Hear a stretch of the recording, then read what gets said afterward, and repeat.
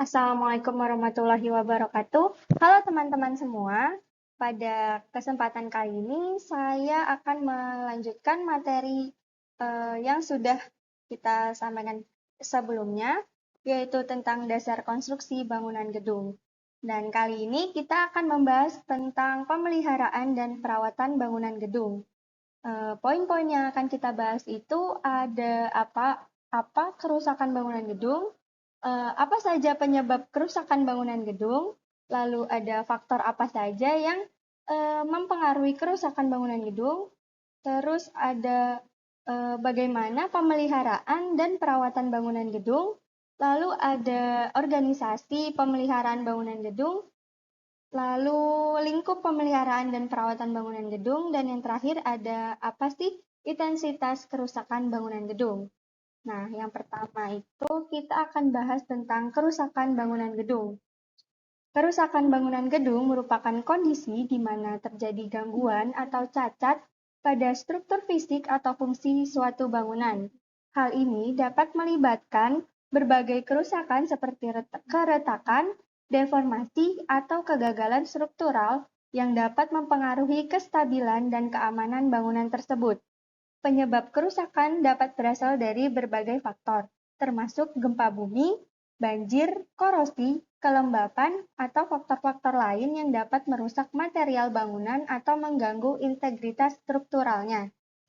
Penanganan kerusakan bangunan melibatkan analisis penyebab, penilaian dampak, dan implementasi strategi penanggulangan untuk memastikan pemulihan dan pencegahan kerusakan yang lebih lanjut. Lalu selanjutnya ada penyebab kerusakan bangunan gedung. Nah, dalam bangunan gedung, kerusakan tak dapat dihindari seperti halnya dalam konstruksi lainnya. Salah satu penyebab kerusakan dapat berupa komponen yang telah mencapai umur rencananya, sementara komponen yang belum mencapai umur rencana tetapi mengalami kerusakan akan digantikan dengan komponen yang baru. Baik, selanjutnya ada faktor kerusakan bangunan yang dipengaruhi oleh alam. Yang pertama ada faktor suhu. Suhu yang ekstrim dan terjadi terus-menerus menyebabkan kerusakan struktur bangunan, terutama struktur di bagian luar bangunan. Beberapa contoh komponen yang harus dilindungi karena pengaruh suhu adalah lapisan waterproofing di atas plat beton. Lalu ada cat pada list plank kayu, serta cat eksterior yang sering terkena panas dan dingin secara terus-menerus. Yang kedua ada faktor air hujan. Faktor air hujan menjadi salah satu penyebab kerusakan gedung. Kasus yang sering terjadi akibat faktor air hujan adalah kebocoran atap, talang, dan juga rebesan atap plat beton. Ketiga ada faktor angin. Salah satu komponen gedung yang sering terjadi karena dampak akibat angin adalah elemen penutup atap atau genteng. Pada serangan angin yang kencang menimbulkan gerakan-gerakan pada atap yang menyebabkan atap mudah bergeser satu sama lain sehingga atap genteng mudah lepas ketika terjadi angin kencang. Yang keempat itu ada faktor gempa. Gempa yang terjadi akibat pergerakan kulit bumi, runtuhan kulit bumi maupun gempa akibat aktivitas gunung berapi sering menyebabkan kerusakan pada gedung. Besar kecilnya energi gempa yang diterima bangunan sangat bergantung pada kedalaman gempa, jenis tanah yang dilalui, serta jarak bangunan ke gempa. Yang kelima itu ada faktor petir. Walaupun kerusakan akibat faktor petir relatif jarang, namun hal ini tidak bisa dianggap sepele. Jenis kerusakan yang sering terjadi akibat faktor petir adalah komponen instalasi listrik, jaringan telepon, serta jaringan internet dalam suatu gedung. Selanjutnya ada faktor hama. Faktor hama yang sering mengganggu operasional suatu gedung adalah rayap. Komponen yang paling sering diserang rayap adalah komponen bangunan gedung yang terbuat dari kayu. Baik, selanjutnya ada pemeliharaan dan perawatan bangunan gedung.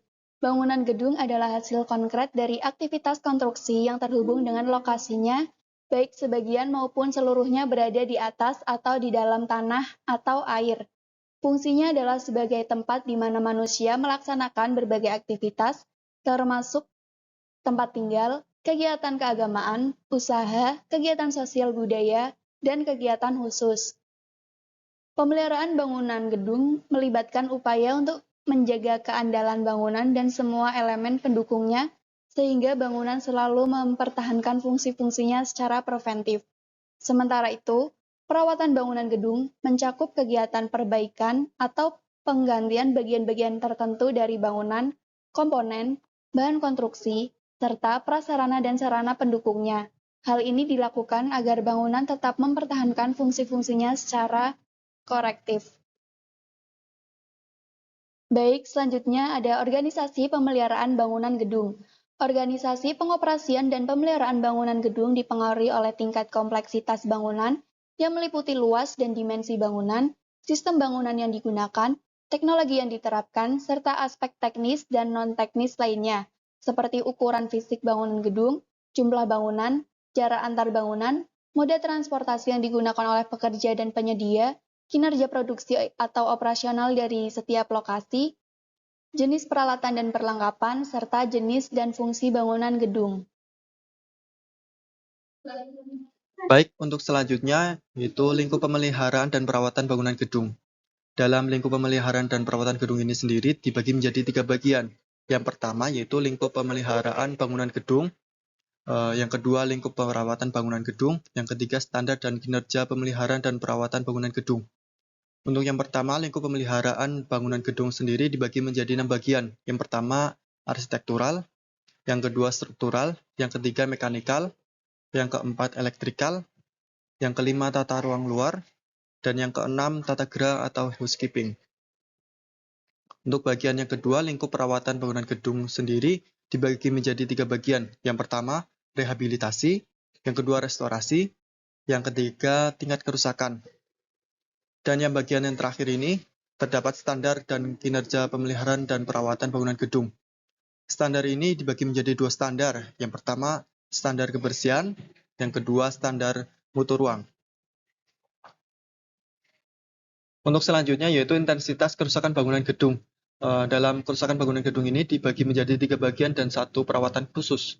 Untuk kerusakan ringan ini yaitu terutama pada komponen non-struktural seperti penutup atap, langit-langit, penutup lantai, dan dinding pengisi. Perawatan untuk tingkat kerusakan ringan ini biaya maksimum yang digunakan yaitu sebesar 35% dari harga satuan tertinggi pembangunan bangunan gedung baru yang berlaku. Untuk tipe kelas dan lokasinya masih sama. Untuk yang kedua, kerusakan sedang. Kerusakan sedang ini sebagian besar komponen non-struktural dan komponen struktural, seperti struktur atap, lantai, dan lain-lainnya. Perawatan untuk tingkat kerusakan sedang ini, biaya yang digunakan sebesar 45% dari harga satuan tertinggi pembangunan bangunan gedung baru yang berlaku. Untuk tipe kelas dan lokasinya masih sama. Untuk yang ketiga, kerusakan berat. Untuk kerusakan berat ini, sebagian besar komponen bangunan, baik struktural maupun non-struktural, yang apabila setelah diperbaiki masih dapat berfungsi dengan baik sebagaimana mestinya. Biaya maksimum yang digunakan sebesar yaitu 65% dari harga satuan tertinggi pembangunan bangunan gedung baru yang berlaku. Untuk tipe dan kelas, lokasinya masih sama. Untuk selanjutnya yaitu perawatan khusus. Untuk perawatan yang memerlukan penanganan khusus atau dalam usaha meningkatkan wujud bangunan seperti kegiatan renovasi dan restorasi, misalnya berkaitan dengan perawatan bangunan gedung bersejarah yang nyata, biaya perawatan dihitung sesuai dengan kebutuhan nyata dan dikonsultasikan terlebih dahulu pada instansi setempat atau yang lebih profesional. Baik, materi kali ini sudah selesai. Semoga apa yang kita pelajari di materi kali ini bisa bermanfaat dan bisa meningkatkan pengalaman kita semua. Kurang lebihnya dari kami, apabila ada kesalahan kata maupun prakata, terima kasih. Mohon maaf. Wassalamualaikum warahmatullahi wabarakatuh.